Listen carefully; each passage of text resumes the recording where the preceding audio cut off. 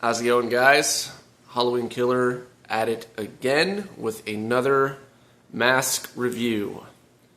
Now, what we're doing today is we're getting a quick look at my rehauled 1978 Michael Myers mask from Trick or Treat Studios.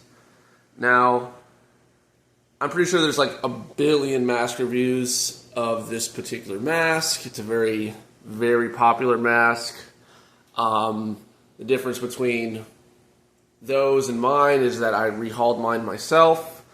Wanted to give my opinions on the mask and what I feel like the mask represents to me.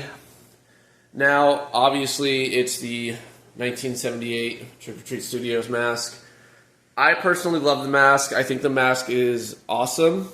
I don't have any issues with Trick or Treat Studios as a company. I understand that for mass productions, they have to rush a lot of things when it comes to finishing. It's they can't get into the nitty-gritty details of what most collectors want.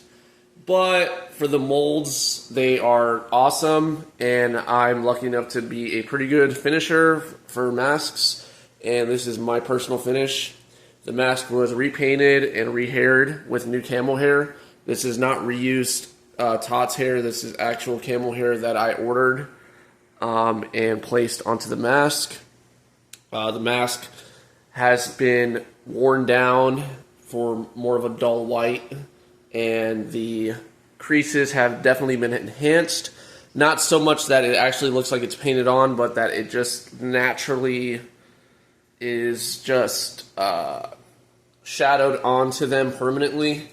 I also added a lot of skin tone to the neck, to the mask, all the way up to the back, as you can see.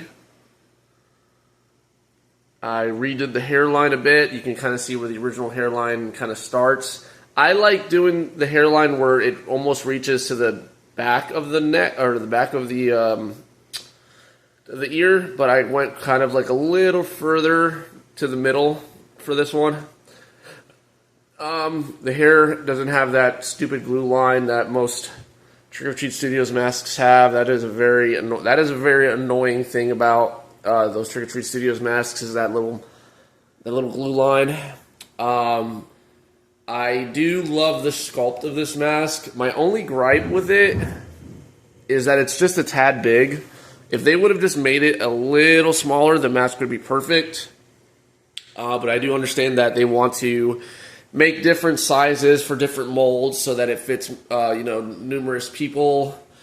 They just went with a bigger size for this particular mask. But I do think that the detail and the overall sculpt of it looks amazing, especially when you get a really nice rehaul. And I think most Trick or Treat Studios masks look great with a nice rehaul. You just need to find somebody that knows what they're doing, enhance the features, give it the right type of shadowing and skin tone, and then you got yourself a pretty high-end looking mask. And this is mine. I've done quite a few Trick or Treat Studios masks, especially the H1s. I know there's quite a few of them out there with other collectors. This one is just my most recent one, and since I didn't have one in the collection, I figured I'd just keep it. And I just wanted to show you guys what a 78 could possibly look like with a pretty good rehaul, with good head of hair and a pretty good paint job. As you can see, profile of the mask is amazing. I don't understand why people hate on Trick or Treat Studios. I mean, I lived in a time where, Dawn Post and PMG were out on the market, and we had some terrible Michael Myers masks. I mean, they were so inaccurate, so bad, they were so goofy and generic.